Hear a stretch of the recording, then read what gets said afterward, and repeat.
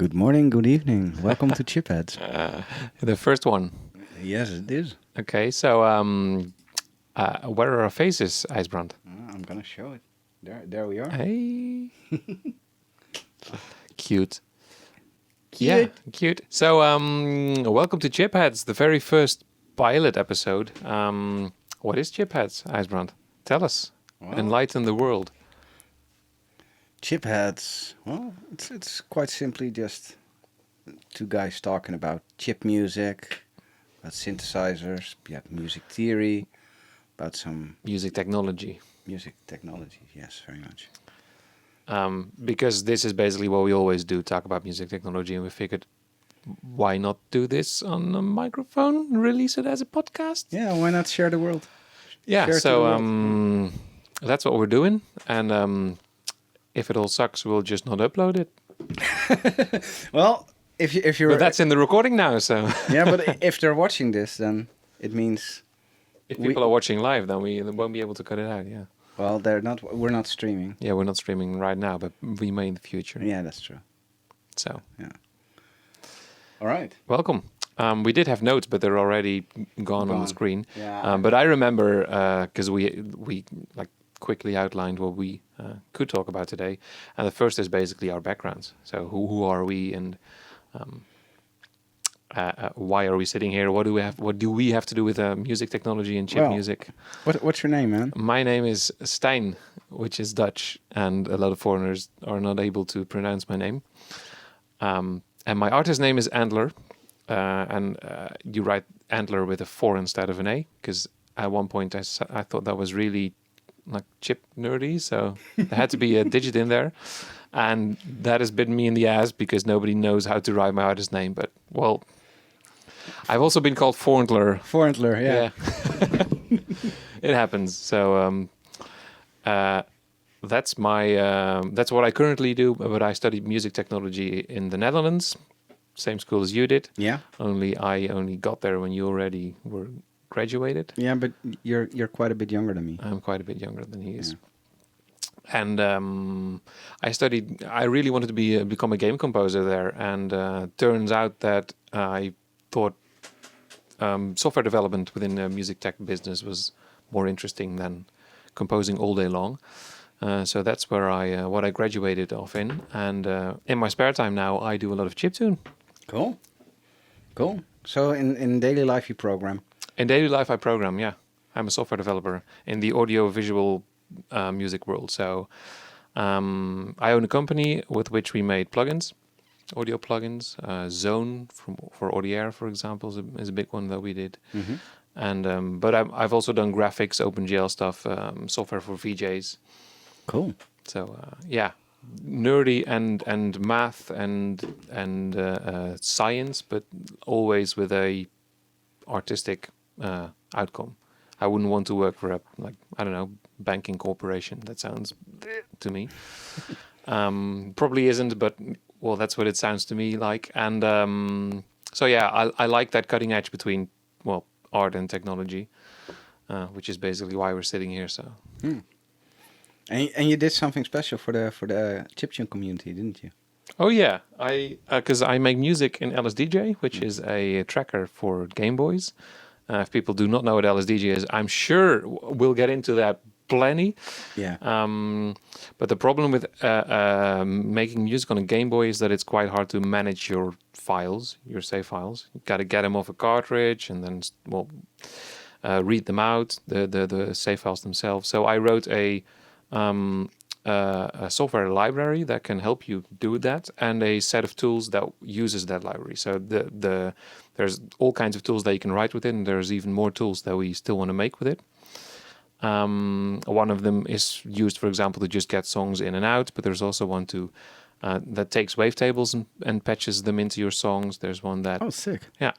There's one that transforms your entire song into mono mode, because I know plenty of artists that went to a venue and turns out they only had a mono signal, and it's a pain in the ass to go through your entire song on a Game Boy with 5 minutes left and turn everything into mono. So I've got that. But yeah, the basic idea of the library is that you can build your own tools with it as well. So There's probably one that I'm going to do that like deduplicates your songs, so cleans up space if it notices that there's we didn't record pilot episode. Yeah, but the video did record. Yeah, So. fair. And one that deduplicates your tracks. So if it'll go through your song and see if there's like phrases or chains that like that are different chains, but that basically have the same contents, then it'll just merge those and free up memory for you. So basically optimizing a song. Yeah, exactly. Nice. So it's all kinds of tools like that. So and I did that. Like I'm the software developer. It's open source online, and so if people would want to join that, feel free, go ahead. And Defense Mechanism, also an LSDJ artist from the USA, he helps a lot with testing because, like, I'm a software developer, so I always assume that stuff works, and like it doesn't always do that. So, Right. He test drives stuff and comes up with new features and uses it a lot. So yeah, Cool.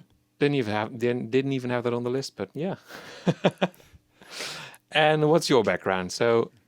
Well, I've already told people that you did the same school as I did, but a different course. Yeah. Well, my name is IJsbrand.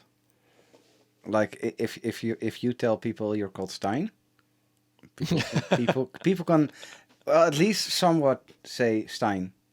Stein. I always beer Stein, right? because I always say like Einstein without the ein, and then afterwards, like the next conversation, people always call me Stigen or Stan. Right, because they try to just read it forget. off. That's not going to work.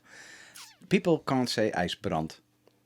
IJsbrand. Yeah, that's not. Well, usually it's IJsbrand because somehow they recognize the A, the Dutch A, as an O. IJsbrand. IJsbrand. Yeah, it's weird. So I go usually when I talk to English speaking people, then I go by the name of Wisefire, which is my artist name as well. Hey, clever. Yeah. So I make fake bit or like chiptune inspired techno and electronic music. Yeah. Sounds good. Driving bass lines, nice melodic parts, and a beat, very danceable most of the time. Yeah. So you mix chip sounds with plugins, synths. Yeah. Hardware synths. I do have a lot of hardware synths. Of course, I know this already, but we're in my. I'm asking you for. Yeah, of course. We're in my studio actually, so I've got a shitload of hardware synthesizers and a lot of. He does stuff in the background which I should clean up, but you know how a studio is. It's always a bit messy because it's your workplace and you're mostly on your own in a studio. But yeah, like I usually don't use LSDJ, for example. If I do use a Game Boy with my music, an actual Game Boy, instead of like I feel, by the way, that I hear ticking in the sounds. I don't. You don't? No, I just did. Yeah. Well, otherwise I'll clean it up. Whatever. Anyway. So if you ever use a Game Boy, it's mostly with MGB, which is what is MGB? IJsbrand. MGB is a ROM by Trash 80, the same guy who started and organizes Weekly Beats. Yeah, and it's a very simple ROM which basically takes the modified MIDI data from an Arduino boy, takes that and passes it through to the 4 sound channels of a Game Boy. Yeah. So you basically make a Game So Boy you do synthesizer. you do need an Arduino boy. Yeah, you do need an Arduino boy. Unless you've got a patched cable. Well, you we're in my studio, so I can show you this stuff. IJsbrand is a do it yourself hacker. Well, yes, I like to dabble, but you have a cable like this. Let me see, which has a USB on one end and a Game Boy Link. Game Boy Link, and port. This is a very small PCB from the guy that makes Nanoloop, and it's basically just an Arduino boy in a very tiny package. Yeah. Yeah. So it's still an Arduino boy-ish So I could also use it, for example, to sync MIDI clock with LSDJ, because that's what you like. Most people use Arduino Boy for. I think with you can. Yeah. That's interesting. Yeah. Maybe. I already learned something today. So yeah, I do that, and I studied audio design at HKU. HKU. The It's called the Academy of Arts nowadays. Oh, is it? Yeah. Christ. Oh, okay. Every- Sure. Every school in the Netherlands needs to go English, because otherwise it doesn't sound professional.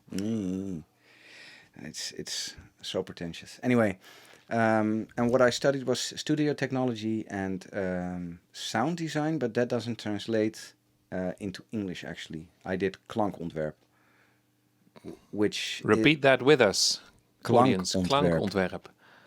And the focus for that was sound design with synthesizers and stuff like that. But not sound design usually is for movies. Yeah, people And think about Foley. yeah. And, yeah. That's not what I do. I You know hate movies. no, but I that's not That's not remotely true. the Avengers. I hate them. I had fun. It was horrible. Anyway, now I know how synthesizers work basically. Yeah. And it's a technical. I'm an engineer basically. Yeah. So the technical part of digitally recreating a sound, or creating or recreating a sound. Yeah. With the synthesizers and. Yeah. Yeah. So yeah, and the main thing right now is that I just had just released an album on August the 3rd, first. Congratulations. Thank you. And We are curious to hear what the name of the album is. the album name is We Be. We Be. Yeah, it's my second chiptune album, my fourth album on Bandcamp, but 2 albums on Bandcamp I didn't release on iTunes and Spotify and stuff like that. I basically only release full albums and albums that I'm quite proud of or that are finished in some way. I just release everything. Well, it's not true. Yeah, but I'm in the process of releasing everything. you have like a shitload of music. Yeah. So for the people that didn't know, I did Weekly Beats last year. Weekly Beats is a honestly really cool concept. I think it's a website where you can register in December. It only happens once every other year. So 2020 will be another Weekly Beats year. You can subscribe, and you'll have to. Well, you're not forced to, of course, but you'll have to upload a new track every week. And the official rules are that You're morally obliged. You're morally, yeah, exactly. People will look at you if you didn't upload. Yeah. No, they won't. It's actually a really, really fun community as well. And the official rules are that it needs to be a track that you started on within that week as well. Finished. Finished. Oh, Yeah. only finished. Yeah. Oh, I did Weekly Beats wrong. It could have been way easier. Yeah. And it needs to be at least 1 minute. Yeah, But the rules of that are very flexible. they are. I did that as well, and at the beginning of that year, Trash 80 said, "You want to be a moderator?" So I became a moderator, and you have to goedkeuren, verify and Like accept. accept, the songs of the artists, Yeah. and if it wasn't a minute shorter, Who cares? Yeah. I don't care. Who- Hold a on. well. We're gonna cut here. I can continue on. Sure. I don't know. What are we going to talk about? Yeah, so I was going to talk about Weekly Beats, which is so it's actually 25 weeks, and not all people that join in on Weekly Beats get to actually do the 25 weeks. A lot of people quit before that. I didn't. I did not expect that to happen. I just started with Weekly Beats because I had just begun with making music on a Game Boy, and I really felt the need to make more music, just go the mile and make more music with my Game Boy to get that experience under my belt. And I figured Weekly Beats would be a good way to do that. Lo and behold, a year later, I made 25 tracks. So I'm currently in the process of releasing those as quartal albums. So Q1 and Q2 are up, and Q3 are currently being mastered. You're actually mastering them. I am not mastering them because I did not study studio technology. No, and but mixing and mastering. you actually. Yeah, I'm having them mastered by VoltKit, which is a German LSDJ Yeah, I chiptune know. artist. Yeah. Cool. And he offered to master them for me, not for free, obviously. So, well, I mean, fair enough. If you, I'm not able, like, I'm not a good masterer. So if anybody else can do that for me, Mastering is like a whole. it's an art form. Yeah, I try to study. Well, I learned a bit of mastering when I studied. But you're not a master of mastering. No, absolutely not. I try to do it with my own album, but Christ, it's it's like magic. It's an art form. It's absolutely an art form. Yeah.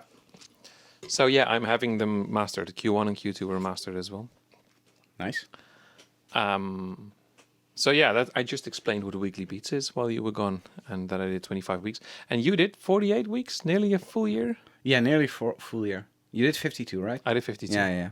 I had like I went to Japan like in September. I did a tour for a month. That's not an excuse. I had a daughter.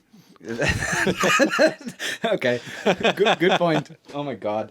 Yeah. And today, actually, I talked to someone on Twitter who was in the Weekly Beats forums as well, Gapmanet, who did all kinds of, what's it called, 80s? Jesus. Tip of my tongue.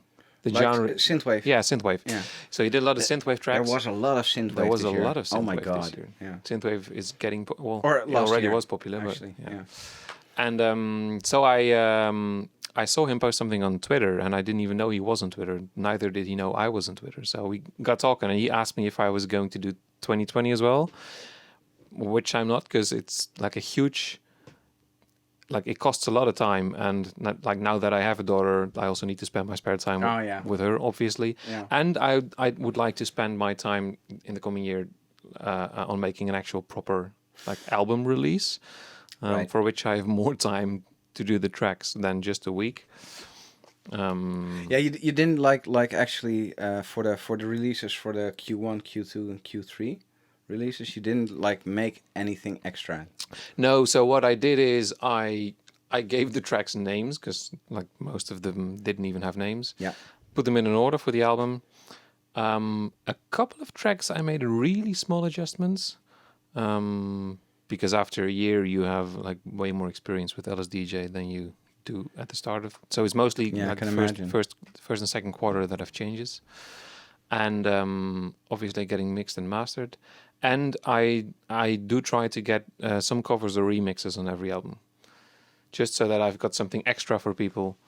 Right. So second album I didn't get a remix, but the first one had one by VoltKit, and I've got someone lined up for the third album as well. It's actually someone I did a tribute track to. Can we get a scoop here? Can you get a scoop here?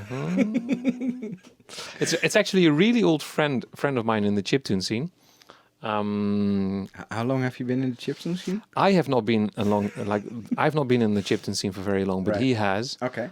We actually met up on the Game Maker forums, which is a software. Right. Yeah. So you can make games with Game Maker, and but that was back in. I mean, I think I was like 10 years old or 12 years old. Right. The Game Maker forums, 2000, I don't know, 2.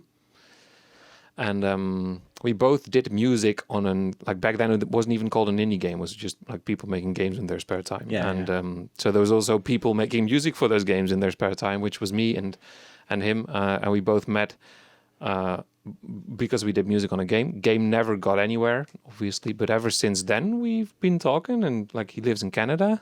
Nice. So that's part of the scoop. And Okay. So it's an artist. It's a chiptune artist from Canada. it's a chiptune artist from Canada, and he does SNES music. Ooh. Well, that narrows it down. Yeah. I'm not good with like chiptune artist names and what they all do. And even within chip music, he's kind of in a niche. So I don't know if a lot of people in Europe know him, know his name. I guess we'll figure out. But he sure as hell knows a lot of people. Like every time I mention a chiptune artist, he's like, "Yeah, I've been friends with Bryface since forever," or what. Like, Right. I'm always jealous talking to him. So if you're watching this on YouTube, like put it down in the comments who this artist is actually its name is, or your best guess. Yeah. Let's see if somebody's got it right. Well, we'll If see.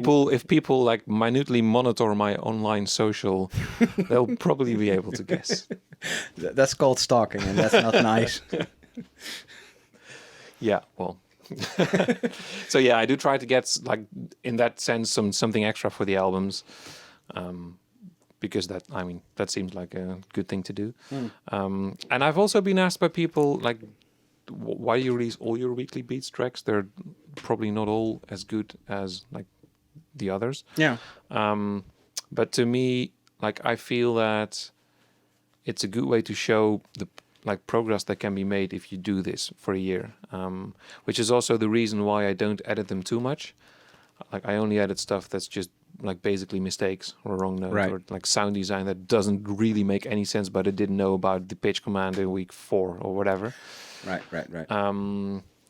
Because I explicitly want to show people like the progress of me as an artist. I think that could be interesting for people, and something that I would have wanted to see when I started out.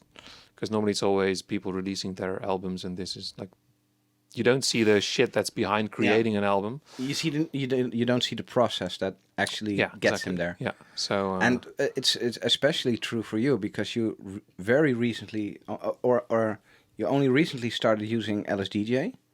Like Weekly Beats was basically before that you only had like 7 songs. No, not even. Before that, I released. So I started because I was interested in chiptune for a while. Right. And then my girlfriend got me a Game Boy, and one of my friends, they all pulled in money for my birthday. So I basically had to. And I started doing LSDJ, but it's known for its steep learning curve, and it is. Especially if you're not used to trackers, but... Yeah, well, I wasn't really. So I released, I think I made like 3 tracks in a year and a half, with a lot of effort. And I also submitted a track for Chiptunes as well, Volume 6. Right. Didn't make it, but I made it on the extra album. Nice. Which was a collaboration with Deskpop, which completely surprised me. I had not expected to like be accepted at all, but like I had a track finished, so I figured might as well send it in. Yeah. And it was like kind of at that point that I thought, this might actually be interesting, but didn't have enough experience, which is why I do Weekly Beats. Right. Well, you actually performed before, and I performed at Chipwrecked. Right. That was your first like. That's ever. where we met as well. Yeah. True. Fun fact. Yeah. That was your first performance ever. That was my first perform because I have never been a performer as well. Like I've composed music my entire life, but being live on stage wasn't really my thing. I'm not sure if it still is. I like the vibe and I love the chiptune community, which is a like huge reason to do it all. And I love doing I love doing concerts, but I'd say I wouldn't. It isn't scary or like. I know what I'm doing all the time. The moment that it's not scary anymore, that's the moment you should stop. Or the moment you don't get nervous anymore. Mm-hmm. Like I get nervous every time. It to be fair, it's not as paralyzing. Mm-hmm. Because when I first started performing, it was just paralyzing. It was heart stopping almost. Like I'm glad I'm still alive. No, but like seriously, it's the moment you're like me, I'm gonna perform again. Then that's the moment you should stop. Like, I remember asking advice like around the chiptune community, right? About live performance because I'd never done that. So I reached out to Monadir, who's also a Dutch chiptune artist doing LSDJ Game Boy as well. Yeah, and he was going to be playing at Chipwrecked. He eventually didn't because I think holiday scheduling reasons. Yeah, he was supposed to drive with me. So I asked him for advice, and he gave a lot of like good advice. And at the end, he said, "You know, I think the most important advice I can give you is to not forget to just have fun." So, like, I had this set list written out, and at the top of the set list, I wrote in really huge capitals, "Have fun." Like, needed to remind myself, but that worked. That's good advice. It's absolutely good It is. advice. Yeah, yeah. Yeah. So, So, when was the first time that you performed oh, as a chip artist? do you really you know the story, right? I don't know. No, I don't. I've never told you. Well, the first time I performed, oh yeah, that's kind of difficult actually.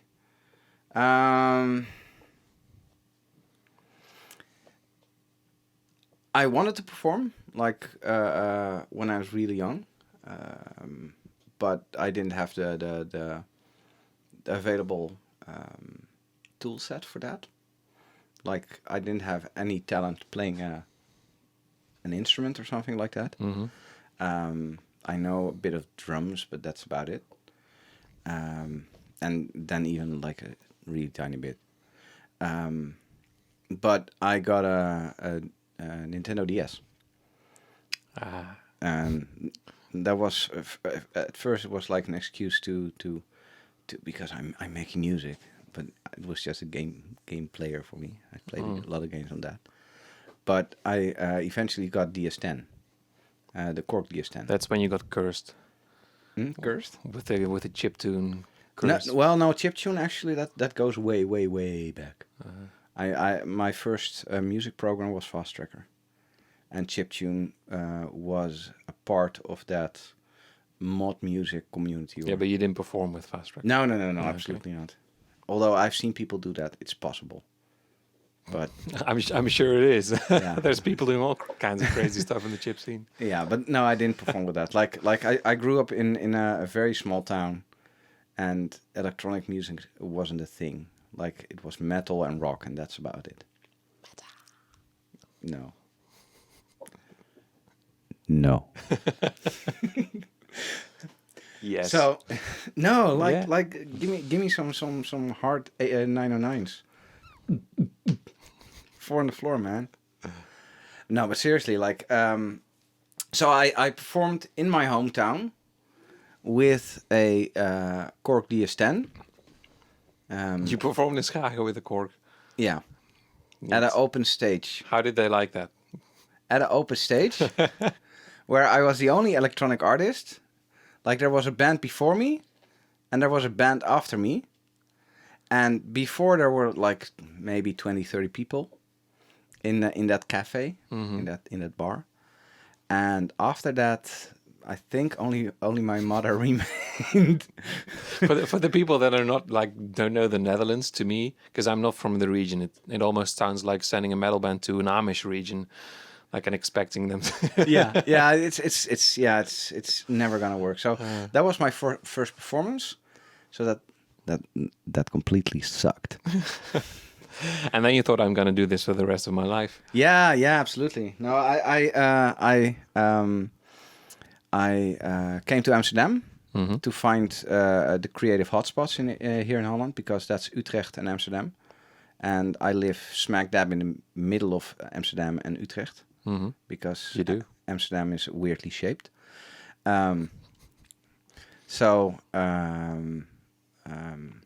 Yeah, then I started working at a internet provider, and I met a guy who knows the people who organize Eindbaas. So that's how I got into chiptune. Ah, Yeah. Eindbaas dragged you in. Yeah. All right. Yeah. Neat. Which is one of the, I think, biggest worldwide, at least the biggest chip collective in the Netherlands. In The collective, Benelux. yes, I think so. I think it's not the biggest in terms of people visiting. I think Square Sounds is bigger. Is it? Tokyo, yeah. He's been to Square Sounds. I haven't. Yeah. I'm jealous. Yeah, well, it's 4 days of chiptune music. Yeah. So, and Eindbaas is usually only Yeah. a day. But And I mean- Eindbaas is 2 or 3 times a year. And Square Sounds is only It is, once. yeah. And you've also got Chipwreck now in Scandinavia, which is That's also like big, last year was yeah. 4 days as well, but Yeah. I don't think it attracts as much people as Square Sounds does, No- simply no- because it's not no in visitors. like in a huge city. No visitors, like maybe 10, I think, for Yeah, Chipwreck. well, last year was more. Yeah? Like most of them is artists, but Yeah, Chipwreck's cool though. It's like a conference for chiptune artists, which is Yeah. kind of it nice. kind of is. Shout Yeah. out to Chipwreck. Yeah. So Eindbaas is big in terms of the names that have performed there. They have a really good selection of music, so the quality is usually very high. And the name itself is big. Yeah. Like it's the Netherlands, and like every chiptune artist or most chiptune artists know about Eindbaas. Yeah. Yeah. And I live in Utrecht, so I can just ride my bike. Yeah. Dutch style, ride my bike to Eindbaas every half year nowadays. Yeah, it depends. Like, whenever they feel like it, basically. Yeah. Continuing on, let's see what we've got more on the schedule for. Like, where was the notes? Oh, there it is. Personal, personal projects. So, what are you working on right now? I think we kind of already covered that. I plan to start on a new album soon, but like I also switched jobs, so I need to find the time to. I need to find the time to find the time. Like, figure out where I'm gonna. Well, you've got a kid, so I've also got a kid, that's which is top, like priority number one. But of apart course, from that, but it chip takes tune, a lot of time. it does, yeah. And what are you working on? I'm working on a remix for an American artist, and I can't say the name yet. No scoops. No. No scoops. All right. So yeah, let's talk about what's been happening in the community lately. We've got a loose layout for the episode, but if we're going to do more, if people like Chipheads, we'll probably do more. So Yeah. let us know in the comments down below. If you're watching on If YouTube, you're watching, or on your favorite podcast you can player. you This can is all new to me. you can contact us through Facebook. Yeah, probably. Yeah, we'll try to make a Facebook page before this one goes up. Yeah, we'll try to. Yeah. In any case, yeah, we've got a kind of a basic layout. Normally, we start with personal projects and stuff that we've been doing, and then go on to news from the community. What's been happening in the chiptune community? Last week, 2 weeks ago, was Bitgrid in Antwerp. We've both been there. Well, I had a huge amounts, like loads of fun, huge amounts, gigabytes of fun. So that's what you measure fun with. No, I think I honestly I think that was one of the best chiptune parties I've been to. I love them all, but it was just fun. It was a good venue. It was a really good venue. Summer venue, so you could sit outside and just relax in the sun because the sun sets. You know quite what late. was weird though? There was like another music event, like at the opposite side of the plaza as well. There was some hip hop, trip hop. Yeah, hip hop, trip hop, something like that, and ambient or like EDM-y. Yeah, so there was two kinds of music events at the same venue. That was kind of weird, but like I saw people walking from one venue to the other. Like, come to the chiptune side. Yeah, it's more fun there. It was I thoroughly enjoyed myself. Good lineup as well. Mm-hmm. Fun meeting a lot of new people as always. Yeah. And every chip event I go to, people always say, including me, that one of the biggest reasons, apart from the music that they go to, is just the vibe. Just, you okay? Yeah, I wanted to adjust because I'm slouching and I need to sit up straight, like my mama That's good told advice. So the other, apart from the music, one of the reasons that people visit chip events is just because of the vibe and the. Oh yeah, absolutely. Everybody's absolutely. Yeah. People always ask me why, and especially Chipwreck, and why do people do that, or is it fun? And my answer is always yes, it is, because nobody takes the effort to drive through Germany, take a boat to some remote island in the sea between Finland and then drive to the middle of an island in the middle of nowhere to a barn because they just like to get drunk or something. It doesn't happen. People go there because they love of the self-made wine music. they have there. So yeah, Yeah, it's a absolutely. great Like community. I always call that chip fam. Chip, yeah, everybody calls it Chip Fam. Yeah, it's like every time it's a reunion, even if you don't know the person, It it's is. one of your remote cousins. Yeah, exactly. So yeah, Remote cousins that play with Game Boys and Commodores and Amigas. and it's always fun. Like you're all most of the people are on the same wavelength. You're there because of the music and because of the geekery. Yeah. Yeah, Which is also the reason why we're here. yeah, yeah. Yeah. So yeah, BitGrid has happened lately. Yeah. What else has happened? Well, RetroPlug is all. yeah. I met this guy in Tokyo, Uh-huh. and Yeah. he's a friend of Citrix. I blank on the name for the moment. You know his name? Tomedy Tom is his online name. Right. I don't know. It is real person. That's a problem in the chiptune scene. Everybody has two names. Yeah. Well, I think I have him on Facebook somewhere, but yeah, I want to credit him. Hold on. Let me do a quick Google search. It's called Tomedy Tom on Discord. That's all I know. So continuing on, what he's done is make a VST plugin. I believe it's VST only Yeah. Right now, Windows only. and Windows only, but he's working on a Mac port. I might be able to help him actually with that. And it's basically a plugin running a Game Boy emulator. So that means that you can run LSDJ within your DAW, within your sequencer, which I think is a terrifically good idea. So yeah, that's been happening. A lot of people are excited about that. What's his real name? Tell us, Facebook. Christ, Tom here. I take it he likes his own posts. Or- Isn't he just called Tom? No. Do people like their own Facebook posts? Well, it's a post of Citrix. Ah, So, yeah, and here it's I think it's this name. Yeah, it's called Tom, and on well, whatever. and on Facebook he has a completely different name. So that's not gonna work. His name is Tom. I met him in Japan, and I talked about him about RetroPlug, and it's finally out. So Go check it out. yeah, it's awesome. Yeah. And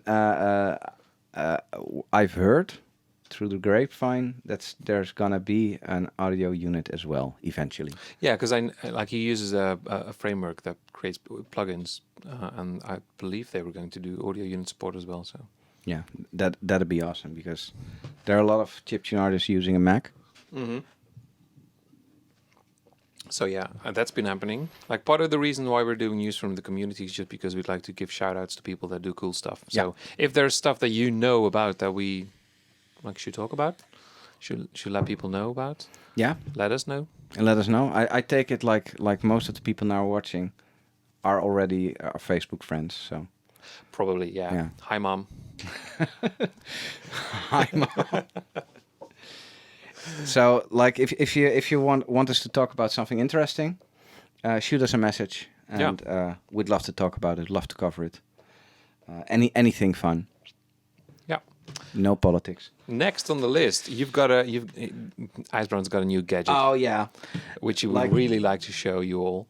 it's so hilariously stupid. So most of the people that are listening, I take know about Teenage Engineering and their pocket operator line.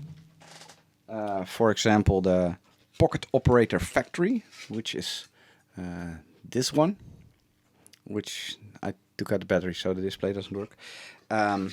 But they just released a new one, which is based on the PO Speak. So it's basically like a speech synthesizer. Because this PO Speak is another pocket operator. Yeah. That has a specific number, but I don't know the number. I know the name. It's called PO Speak, or the Pocket Operator Speak. Anyway, like that is a voice synthesizer which uses samples.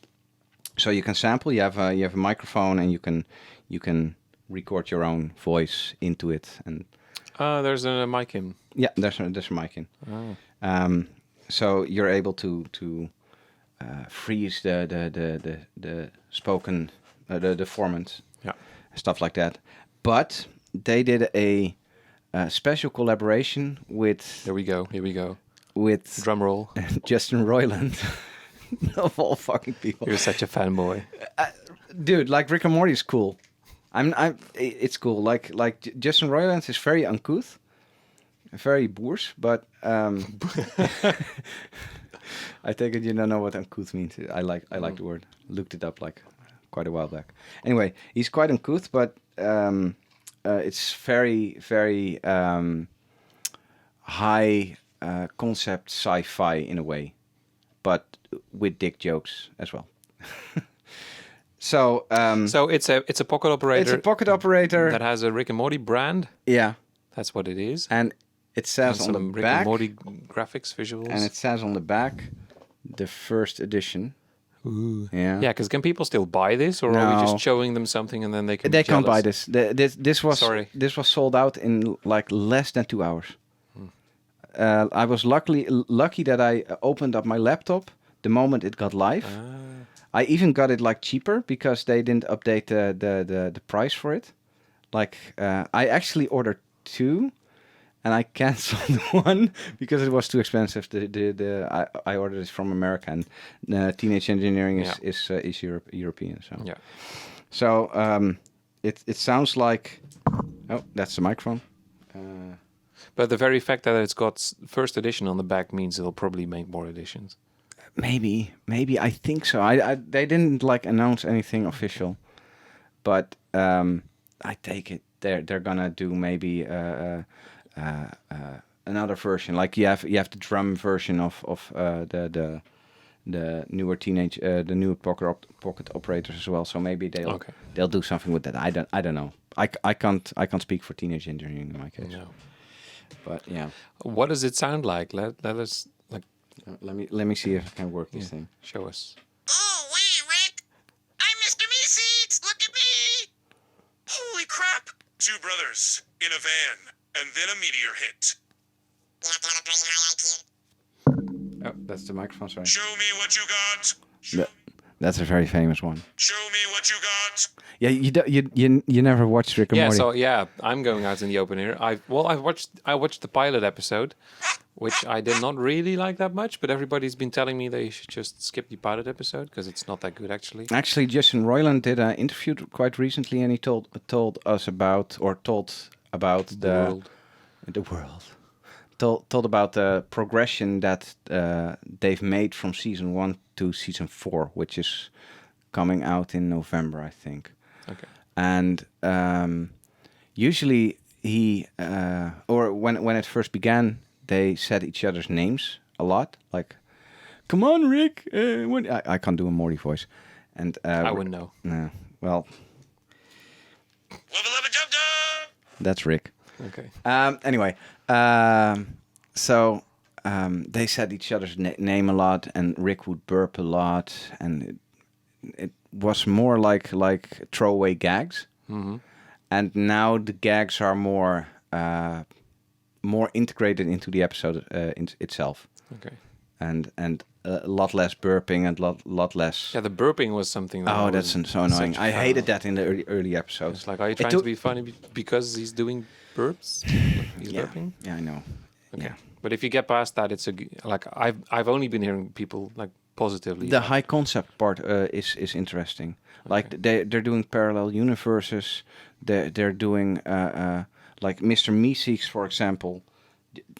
Most of the people who are watching this know what Rick and Morty is. Yeah, it's really popular. But like Mr. Meeseeks is, I'm gonna spoil this for you because fuck it. I'm sorry, man. I'm gonna spoil this. Spoiler alert. Also, like the other problem Rick and Morty has, it's not their fault, but it takes time to watch. So Right, and you've got a kid. Yeah. Yeah. Well, they're having an issue that some person in the family, because Rick and Morty are part of a bigger family, and the mother of Rick, of Morty, that's the small guy. Yeah. You've seen the pictures. Yeah.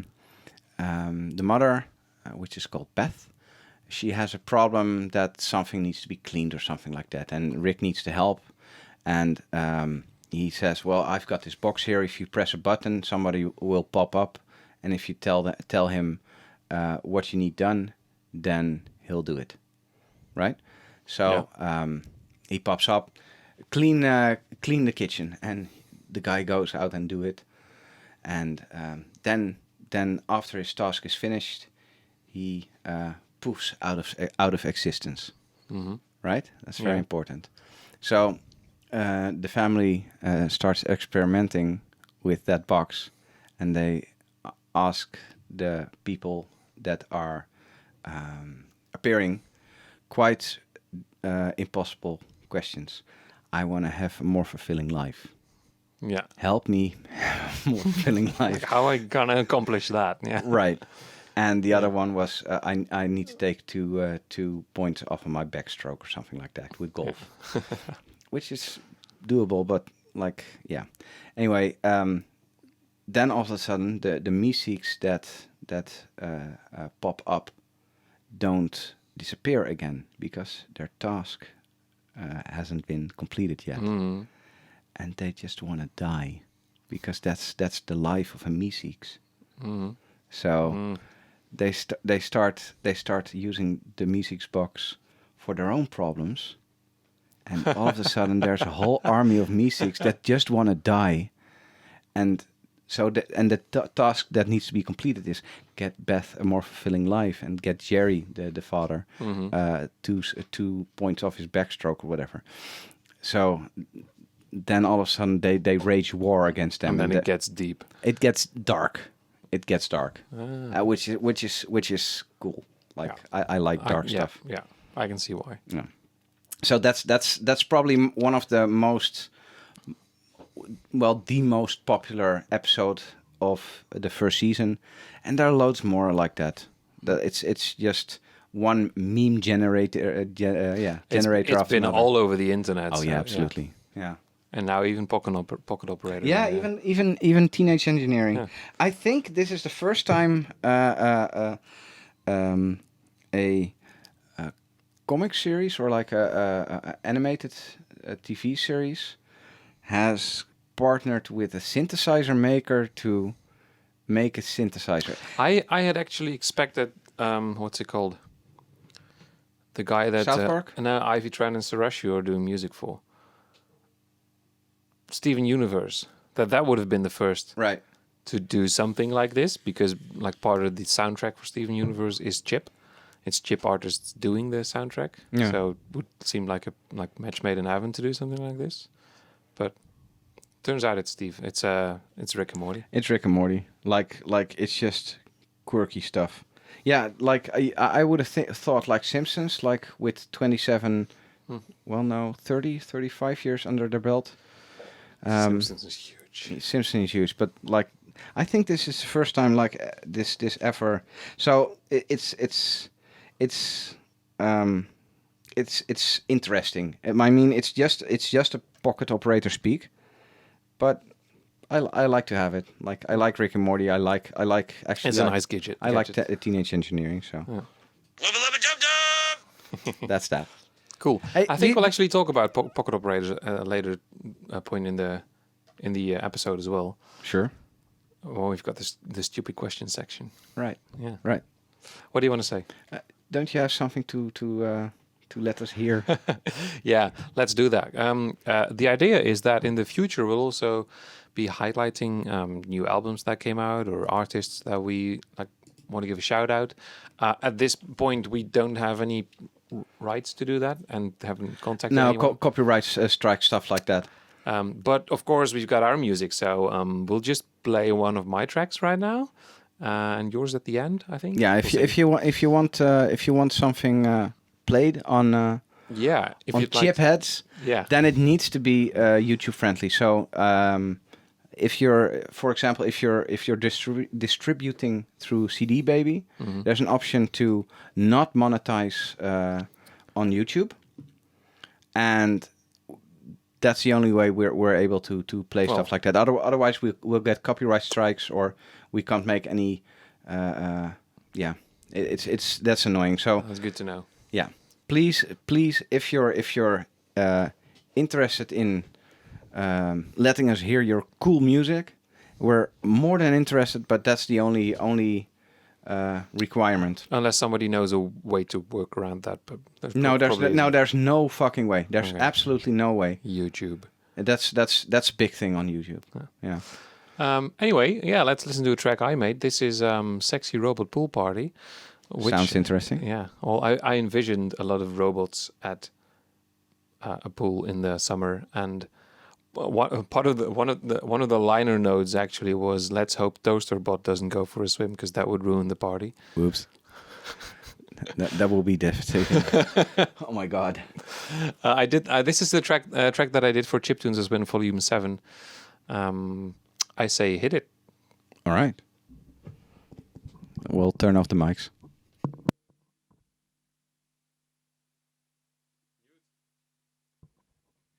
Whoops, I've got it on mute. Hold on.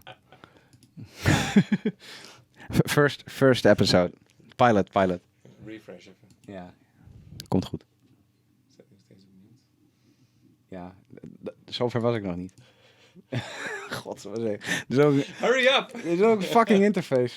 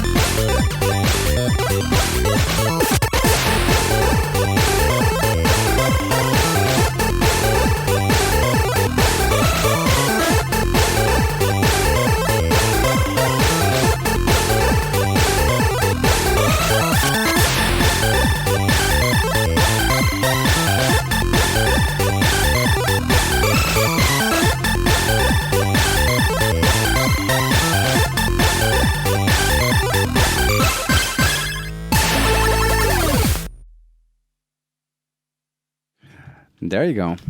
Yeah, that was it. Sexy Robot Pool Party. Nice. It's on Chiptunes is Win Volume 7, which is a huge compilation album of all kinds of chiptune artists. Right. It's actually free, like pay as much as you want, as far as I know. Is it? Yeah, so That's nice. yeah, so if you like this music or like chiptune music in general or just like music, go check it out. Who doesn't like music? Are there people that don't like music? Probably. There are a lot of people who don't like music.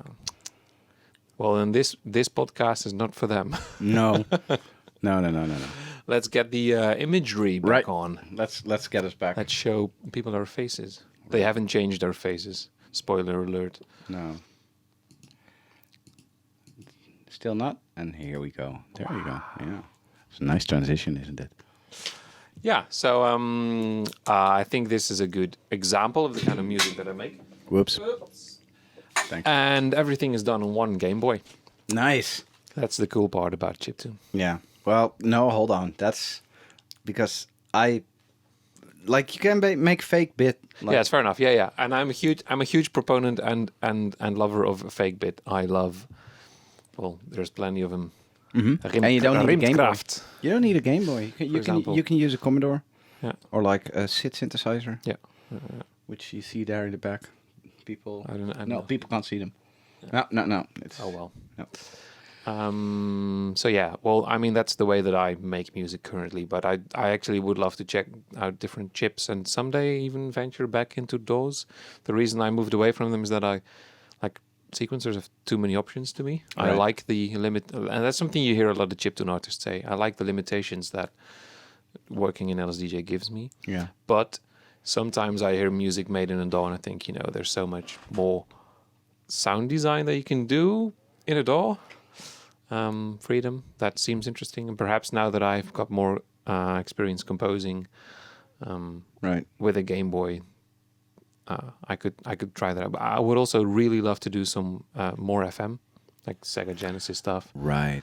Because I Sound designing on I love that FM is sound. difficult. I know. It's so But I'm a difficult. music tech software developer, so I know what it works, how it works. You know how it works. Yeah, but I've done. Do you know FM that? Do you know the theory how Yeah. FM, like generates bands and stuff? Yeah. Yeah. right? It's fucking difficult. It is. It gets complex really quickly. Well, if you want to make anything else than bells, you're gonna have a hard time. Mm-hmm. You want to create a church bell? Fuck it, that's easy. I know. don't need to tell me. No, but like we're podcasting right now, aren't we? So Yeah. No, it is. Yeah. Well, I think within FM the trick is envelopes in that case. right. But let's invite a guest someday that can explain everything about FM.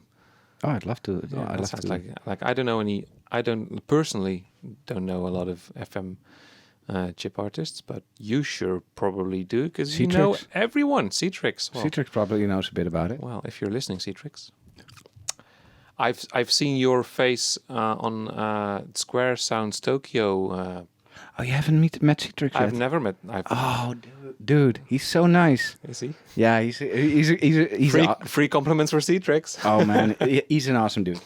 Well, if he wants to get on a Chipheads episode and explain everything about FM or just be And cool, he's just as nerdy as us. then he's free to, obviously. Yeah. Yeah, let's continue on. One of the other sections that we wanted to do in our episodes is something that actually relates back to my study time. What I did with a roommate who also studied audio design, I believe. Right. Is a couple of times, once every week, we'd go out on the balcony, sit there, even if it was freezing cold. Or bloody hot. And we had a no stupid questions hour. Right. And the idea was that you could ask any question, and it wouldn't be stupid. About school, mostly, but other stuff as well. It wouldn't be stupid. You wouldn't be judged. You can ask anything you want. Because one of the reasons why people never ask questions is judgment from others. Right. So that seemed like a fun thing to do in our podcast Yeah, that as well. No sounds stupid pretty cool. questions. So if either of us has a question that's about something that we want to know more the about. interesting point here is that although we did the same school, we've got two vastly different fields of knowledge. Like, you know way more about music theory than I. And I maybe know a bit more about like how a hardware synthesizer or a hardware studio works. Hardware is not my strong point whatsoever, and studio technology, not at all. Mixing, Right. yeah. So, how do you mix? No, Go. that's too big a question. No, That's a whole field in itself. That's a 4-year study. we actually had, yeah, it is. We actually had questions prepared, right? I actually really want to know how, like, what because I've got a pocket operator myself, Right. But I turned it on only once. Didn't have the time yet to try it out. So, like, how does it work? What do you do? Because All right. Like you told me about it earlier, you have an arcade. Yeah. That's the PO20. And I built a nice 3D case for it. You can find that on Thingiverse. And I think it's Thingiverse. Yeah, it's Thingiverse. free advertising Thingiverse. Well, no. That's the only... That's the most popular place to get 3D printed designs that you don't design yourself. So, yeah. Didn't know. Now you do. Anyway, so you have this one, and I have it as well. And you wanted to know how it works. Yeah, what can you do with it? All right. Let me see. It's been a while since I last used it, so. But luckily, I have the knowledge of hardware inside of me. Yeah. Anyway, you can obviously just press play. So this is something that's pre-programmed into. No, I made it myself. You made it yourself. Yeah. Okay. So you have the sound button, which is the first one. It's kind of hard for a podcast because people aren't able to see this, but yeah. You have let me explain the interface. You have a display, which you basically ignore. Okay. Right. That's good to know. Right. So there are some interesting things on there, but like for example the BPM.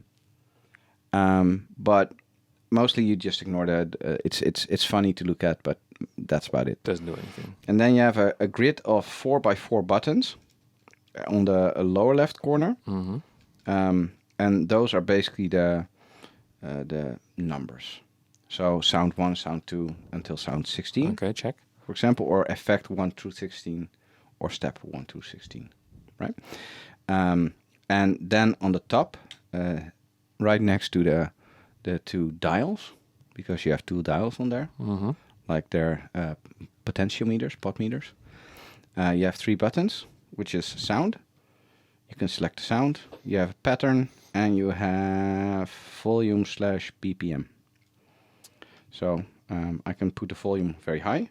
Then you see all the, and I put it on volume 16, right? Yeah. So 16 highlight lights up. Yeah, all the 16 lights light up. So for people that aren't able to see this, you like press and hold the volume button, and then you can choose one of the 1 through 16 buttons.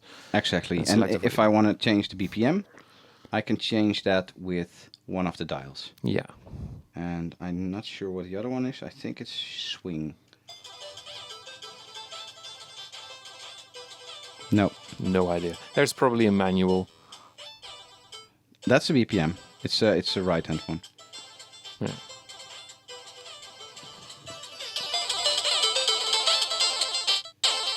Anyway, so then the sound button, which is it the sound button? Oh, the BPM is really low now. Let me select a different pattern. Yeah, that's one of my own as well, but that wasn't as good.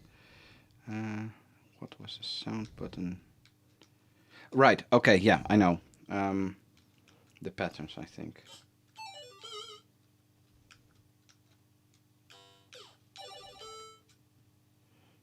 And if I want to record that, then I can remove them. Right. So I can select the different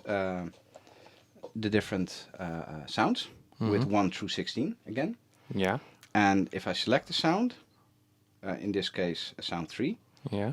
And I press the record button, which is, I didn't explain all the buttons yet. Yeah, so but there's a record button. yeah, that's the Bottom right. the bottom right. Thank you. And on above that is the play, and above that is the effects. And there's another button which is variable across different Pocket operators. Pocket operators, I think. Okay, sure. Yeah, it's kind of yeah. Anyway, those aren't that's in the manual. If you want to go deep, then. But we're taking a first look, right? So I want to make my own pattern right now, but right now I have other sounds in there, so I'm gonna like go through the sounds and delete all the notes in there, like that, and this one, and we've got some stuff in here, and this one and this one. Okay, so it should be clear now. Oh, I missed one note somewhere.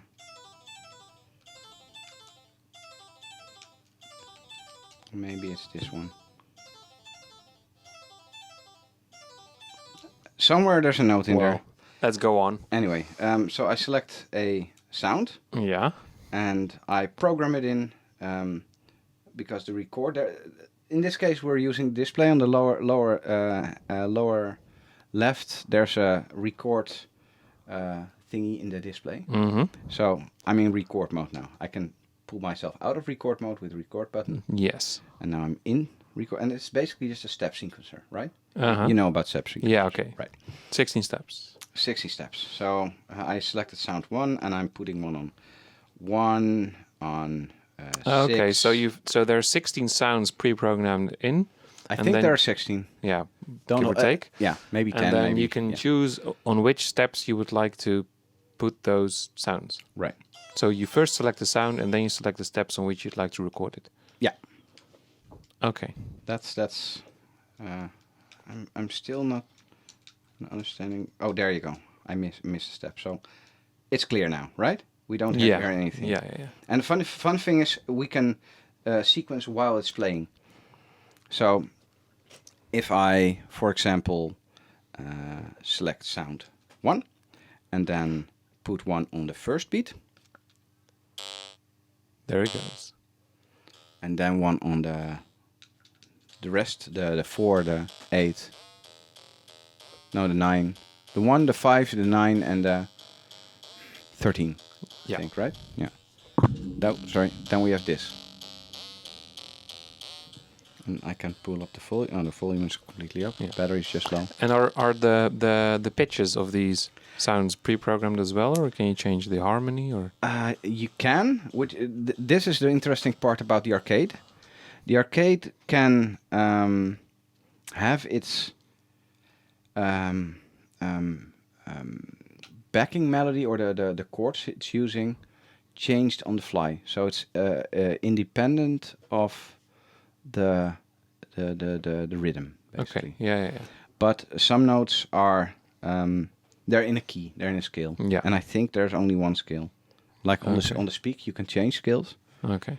I'm not sure if this one can. Okay. Yeah. And I think because hold on. Right, the button just below the twisty knob. Mm-hmm. That's the The what? The what? the twisty knob. I like twisty knobs. Below the pop meter, that's the key to change the actual chord you're using. Okay. Right. Yeah. And you have minor and major chords, I think. But right now, this is just the bass line. Mm-hmm. And I think you can even change the note of the bass line. No, you can change the sound of the bass line in this case. Oh, but there's more that you can tweak than I thought would be possible. you can hold them in and you can change the steps. So it's step locked. You can step lock in this case 2 parameters. Yeah. And you can hear change. Yeah.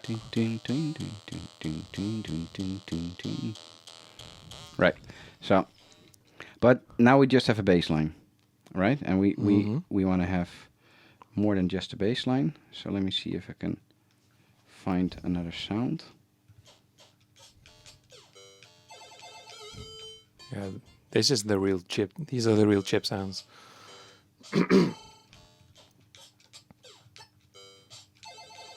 These are all the sounds, by the way.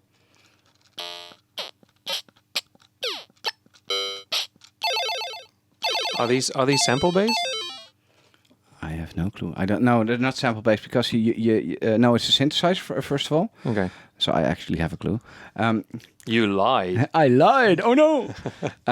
So no, they're synth based, and because you can change the chords, you can change the Yeah, tonality. fair enough. Yeah, So wouldn't be possible it's if not. yeah. Maybe in the end they're just really tiny wave tables. Maybe, probably, but it's not just a complete sample. Yeah.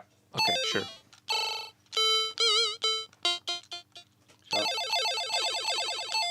So let's try a chord in there. Yeah. So let's put on record mode and select that chord sound, and I want a chord on only the first and no, the third and well, those two. Fuck it, you'll hear it. Let's just put something in there and then Right, and I then want to do this one. I want to put those because this is already a like really good introduction because I didn't even know it had a step sequencer in there. Oh, well, there you There go. you go. Yeah. Yeah, it's actually like it's a pretty. You can make a whole track with this. Yeah. That's good. The tracks are gonna be they'll sound a bit the same because the functionality is limited, and the melodic stuff is limited, but.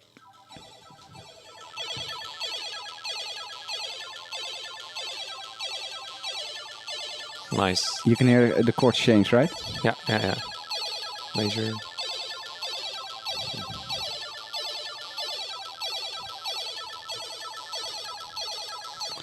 All right. Yeah. Cool. Well, I think that's a good as introduction as any. Yeah. Well, yeah, I didn't know there was a step sequencer there's in one there. thing though. Okay, show me.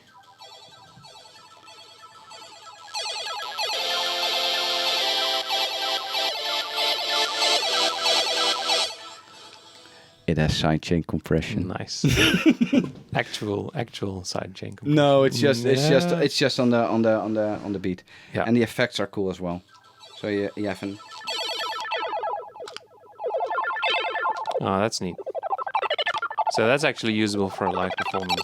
I can see why people are using this. You can do more with it live than you can do with LSDJ, oh yeah. which is basically I compose a track beforehand and like live it's just muting a channel or Yeah. Yeah. Yeah. Like LSDJ doesn't have live effects. yeah, A Game Boy, a Z80 processor isn't. made for it. Yeah. No. Yeah. Okay, cool. Yeah, well, that's a good introduction. I didn't know about that. Awesome. Thank you. You're very welcome. Do you have a non-stupid question? Well, maybe. That's dubious answer.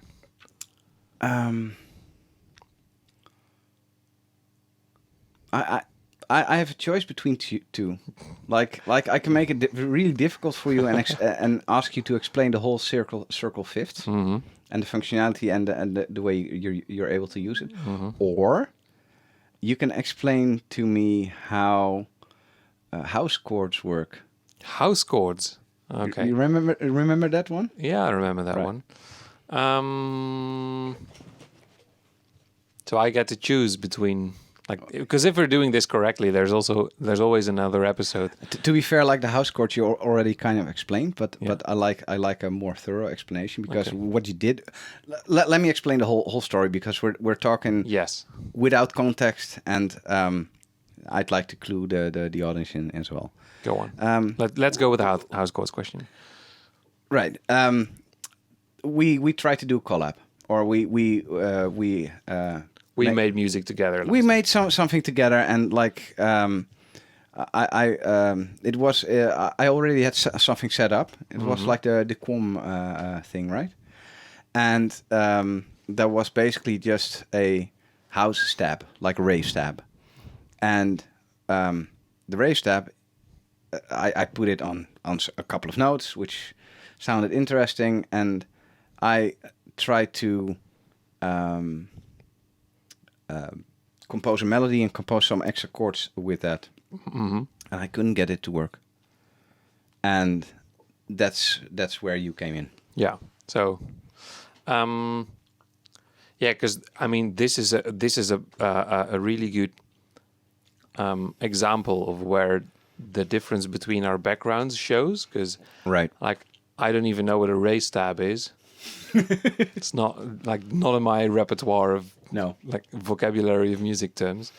But from Well, my that's interesting though, because we talked about it that in the car back from Bitgrid, right?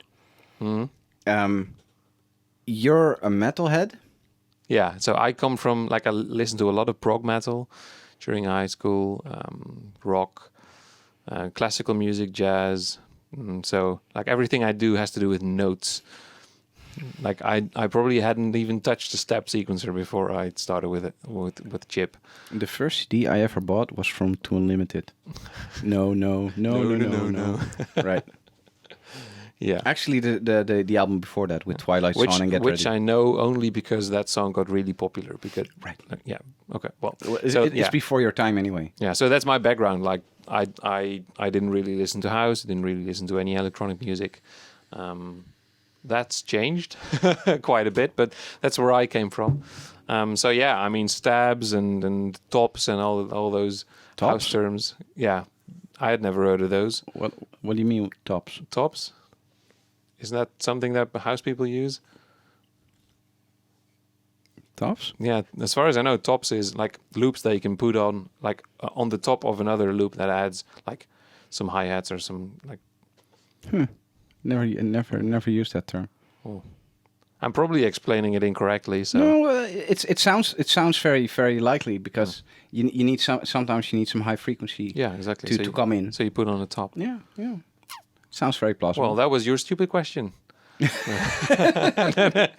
No, so yeah, so from what I gather, the stab is basically just a sample, right.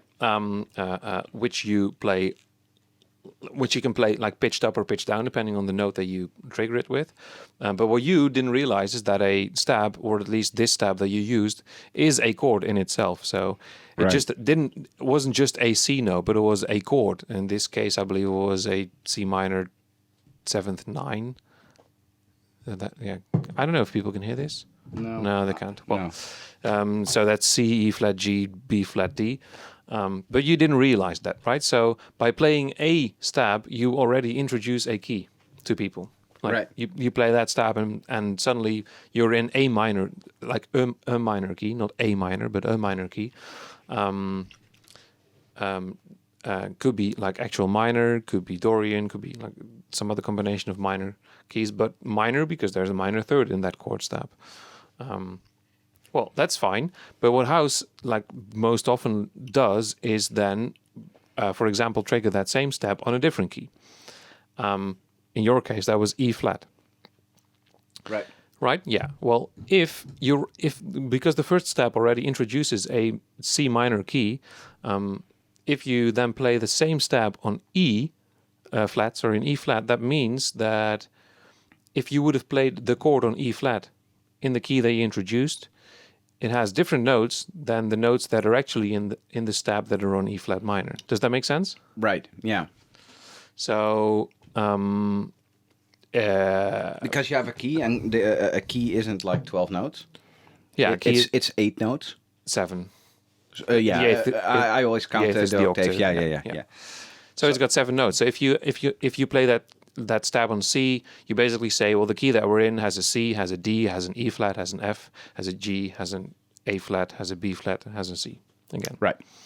And then you play the same stab on an E flat, and if you would like to build a chord on that E flat, that would mean it needs an E flat, a G, because that G is in the key that we just introduced, Right. and a B flat, because that's in the key that we just introduced. But the stab that you're playing is a minor stab, so that chord doesn't have a G in it, but a G flat. Right. Yeah, right. So what you're doing with like stabs in this case is, and this is something that house people do all the time, because most of them don't understand chords, I think.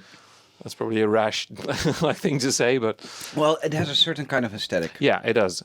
It's really jazzy. So what happens is you play like introduce a key in C, for example, and Right. then you play the step on a different key, which uses notes that are not in the original key. That sounds jazzy because that's what jazz people do all the time. They introduce all kinds of chord extensions. And that's a blue note, right? For You call everything a blue note that's outside of the key, sorry. but that's definitely not a blue note. All right. But it's a what do you call that in English? It's a note that's not in the original key, and because it's not in the original key, there's two things that are happening. One, it sounds jazzy. It doesn't sound like straight classical blocky simple. Right. But what it also does is actually introduce some ambiguity as to what like the actual key center is, which is something that a lot of house tracks like vibe on. Like it's just some chords that go on and on and on and on and slowly change over time, mostly sound design. The chords aren't that important. Right. So it's also a way to introduce like vagueness about where the key center actually is. So that's what happens with those chord steps, if that Right. answers your question. But it does give a root because it's It does give a root, but it depends on how you're looking at this. You could say that you're actually modulating to a different root when you change that, like go to the second chord Right. stab. so basically you're always modulating unless it's within the key coming before that. Well, yeah. So the point with music technology is that there's always multiple ways to view, like music theory has always like been like we came up with music theory after we analyzed music, right? Yeah, So- we had the music first, and then we try to make sense. Of it. exactly. And so there's multiple ways of analyzing like what house producers do when they use this technique. You could Right. say that they're modulating to a different key. You could say that they're borrowing a chord from a different key. That's what people Right. sometimes also do, Right. which is basically a mini modulation. Mhm. Well, not entirely, but yeah. That sounds like a great band name, by the way. We are the mini modulators. Write that down.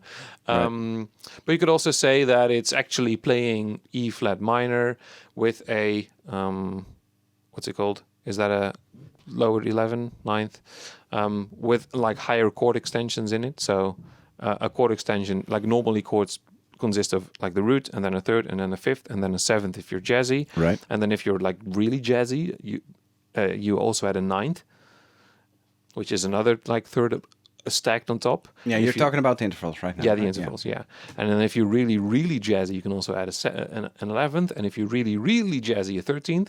And then you ran out of notes because like the 15th is basically the root again. So if you start stacking from C, 15th? yeah. So if we're in C, C is the root, E is the third, G is the fifth, Right. B is the seventh. We're looking at a keyboard right We're now. looking at a keyboard, yeah. So B is the seventh, B is seventh. yeah. So then D is the ninth, Oh, right. Okay, so you're basically two octaves over. yeah, exactly. Right. Okay. Yeah. So when I say you play that stab on E flat, that introduces a G flat which isn't in the key. You Right. could also say no, that's not a G flat, but that's actually a ninth Right. Yeah. Yeah. from like the higher register. So there's Yeah, but multiple then ways of you have looking to, at this. You have to play it like. Yeah, but yeah. So yeah. So you could play the G flat an octave up. You could also play it an octave down, because that's just a different like chord voicing. Right. So there's multiple ways of explaining what happens, and like neither of them probably has the actual truth in them. So yeah, that's why what I'm trying to say is like the underlying reason why this like works for house is because it introduces some ambiguity. So that's what happens with stabs, I guess. Right. I like the medium modulation thing. I like that. Sounds like an FX Twin track. Yeah, mini modulation. Yeah. Well, perhaps it Well, could be on your next album. No, I'm not FX Twin. No, yeah. Well, neither of us are. Cool, man. Awesome. Thanks for the info. Yes, Really interesting. Yeah. Well, next time, circle of fifths. Well, yeah. Yeah. We'll think of different questions. Just the first part of the circle fist, like the C only. Yeah. So what would your question about the circle of fifths be? Like, how does it work, or how can I use it, or what is the circle of fifths? Well, I know what a circle fifth is. Like I had some music theory on the HKU. Mm-hmm. I don't know how to translate it. The high school. Yeah, it's not a high school. Uh, Moving on. yeah. Anyway, like yeah, on my college years. College, yeah. Music college. So I had music theory there, but so I know about the circle fizz. I don't know how it's structured. I forgot about that, and I don't know how to use it. Like I want to use it effectively in my music, right? Yeah. Like We can talk about that next time. Yeah. Which is also a really interesting YouTube channel to follow if you're into this kind of stuff. It's called 8-Bit Music Theory. Right. And Well, there are actually a couple of. there's an entire episode. I want to give Adam Neely a fucking shout out. Shout out to Adam guy. Neely. Yeah, he's definitely. so awesome. Oh, and 12 tone. 12 tone, Adam Neely, Ben Levin. Ben Levin, yeah, Yeah, absolutely. Well, anyway, 8-bit, we can drum up like all the names. next week, next month, whatever. Maybe. 8-Bit Music Theory has a collections of videos called 1 Minute Music Theory, I believe. Right. In which he basically takes a concept and explains it within 1 minute. So it's a really high view explanation of what is a skill, how does a skill work, how do we do polyrhythm, how do we? Well, I mean, there's I think 12 or 13 on them. Actually, because of you told me about this like on the way back from BitGrid. You told me about this as well. Because of you, I just recently subscribed to 8-Bit Theory. It's a great channel, and he also does analysis of a lot of game soundtracks, which I love because they're actually really thorough. It's not just this was a fun soundtrack. No, he actually goes into the theory, the music theory behind the soundtracks, and why certain composers chose like certain. I recently saw one. That I was like, oh my god! It's about different time signatures within game music. Yeah, which is really interesting to give it a very unheimlich feeling. Yeah. Well, interesting channel. Shout out to 8-Bit Music Theory. Absolutely. Let's talk about upcoming music chip events, because that's something we wanted to do as well. We can listen to your track now. We can. I'd actually like put to it on. Okay, let's do that, and then we'll wrap up. Yeah. Afterwards. Yeah. Okay. So introducing a track made by Wisefire. Yeah. My fellow podcaster here.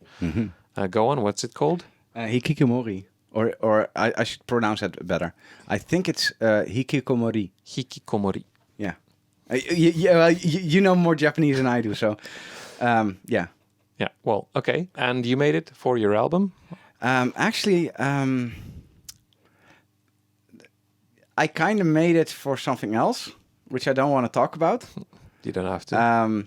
But that got delayed, and delayed so much that I wanted to put it on the album instead because I like the track. It's actually one of the few tracks I've made with a real DMG, and this is basically all completely hardware. So it's the Nord Drum, Nord Drum 1, which is mono, weirdly enough. It is the TB3, which is a 303. Like a modern 303. Yeah, like the 303 is basically like 3,000 euros, and this one is only 150 euros used. So there's a big difference, and they don't sound that dissimilar. The 303 has a bit more graininess and a bit more grittiness, let's just say. And the TB3 sounds a bit clean or a bit clinical. Yeah, digital. Not really digital, but I don't like the to compare things with it sounds analog or it sounds digital, because that's a whole different discussion. Yeah, that's a snake bit. Right. But like so and it has the DMG, but it also has 2 SID chips on it as well. Not the TB3, the track. The right? track, right? Yeah. That was generated by the Sandwich SID, which is a MIDI box thing, which is a community I've been in a while back, and I sometimes go back there just to see what's up. But back then, like in 2004, it was a really big community about this guy who made like his own SID synthesizer. Yeah. And check out midibox.org. Shout out to Thorsten, to TK. We love shout outs. Yeah, we do. That's the pilot, man. We need to honor the giants that came before us. Yes. We're just small, Got to tiny. start tagging everybody. Oh yeah, No. absolutely. we do it for the Insta, man. We do it for the Insta. So it has hardware synthesizers, a stereo SID synthesizer, Nord Drum, TB3, Game Boy, and well, I think some other stuff as well. But it's an interesting track with some history behind it, and why it's called Hikikomori is because it kind of gives the feeling of, well, it kind of gives, or at least to me, it gives the feeling of being lonely, being trapped in your house and you don't want to get out. Like hikikomori is in Japan, it's a social loner. Okay. Right. So that's a whole thing in Japan. You can Google that stuff. But it's a thing, and at that moment that I wrote that track, that was even before Weekly Beats, 2018. I felt in that situation. You were suffering from hikikomori. Kind of, yeah, yeah, Oh. yeah. So here you go. Let's start up the track.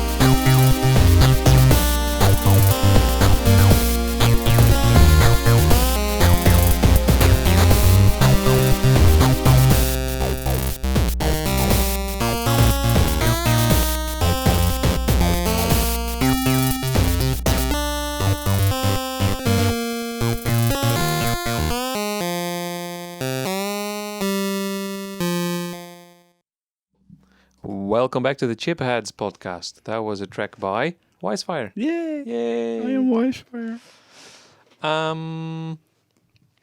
I think that kind of wraps up what we've been doing today. Right.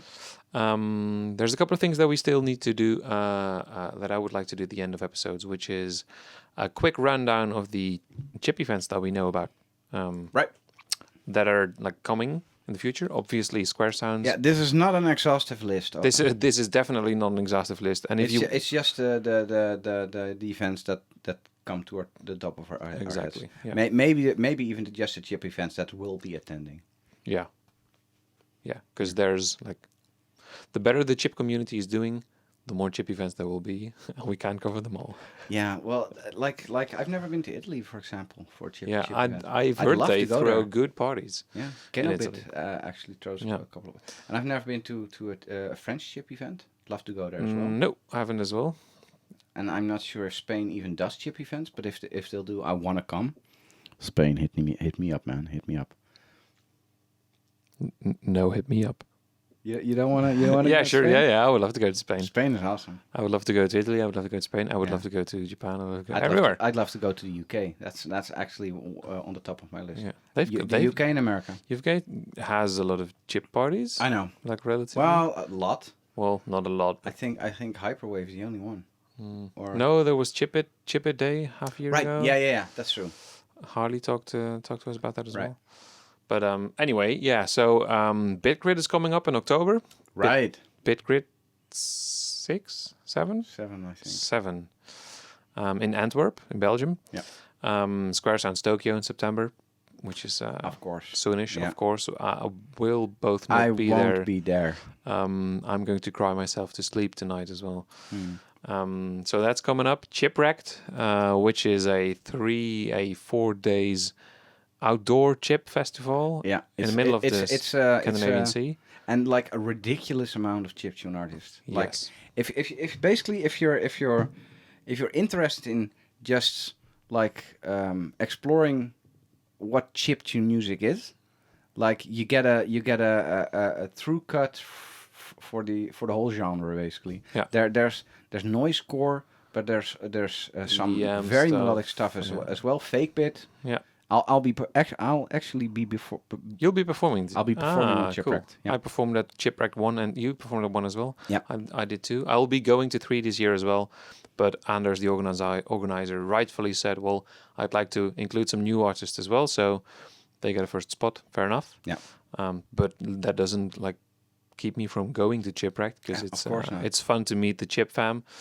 And yeah, I mean, it's basically like going to any other festival, but then with like the best people that you know. with awesome nerdy people. Yeah. Yeah. So that's coming up. Are there any other chip events that I know about? Yeah. So there's a new one in Paris, I believe that Cyanide's hosting. Yeah, I don't know the name of that though. Yeah, I know they're called All You Can Eat. On Let me Facebook on that for you. Patreon. I don't know what the event is called. I know Donut Shoes is coming from the US. I believe she's herself. She's performing too. Cyanide Danson. Right. All You Can Eat Patreon. I think you can find it over there. Sorry for the typing sounds. All you headphone users. Yes, that's the one. Right. Are creating chiptune shows in Paris. When is the next one? That should be on their Facebook. There it is. Yeah. Uh, Business Pastel is coming. Donut Shoes already. That was the last edition. Business Pastel is coming. Cyanide Danson, and even more that aren't announced yet. That's on jeudi 8 août, if I pronounce that correctly. So that's the 8th of August in Paris. Is there a specific place where they're? The Kawaii Cafe, Right. Awesome. which I think they're hosting all these events. Cool. Apart from that, the UK, I don't think there's something coming up. Well, No, I don't think so. we'll probably mention other events in the next one, the next episode. If there's going to be a next episode. So if you actually liked Chipheads, which is us talking about geeky chip electronic music stuff, let us know, because I mean, we like doing this, but it's also like actual fun to hear from people that they enjoyed it. And also, where can we improve? Like, is the sound quality good? Is the video quality okay? Is there other topics that you would like us to talk about? Yeah. Music that you would like to see here? More music, less music. Yeah. Yeah. It's kind of hard to Any play and less all music. advice. This is the first time that we're doing this anyway. So, and having said that, I think that was all.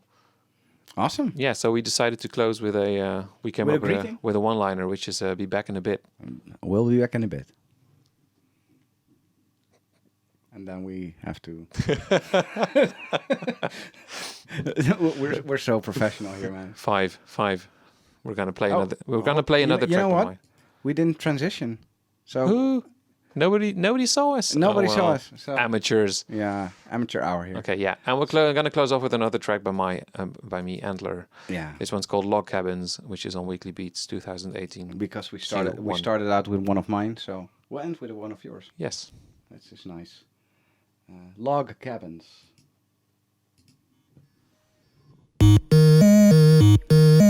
We'll be back in a bit.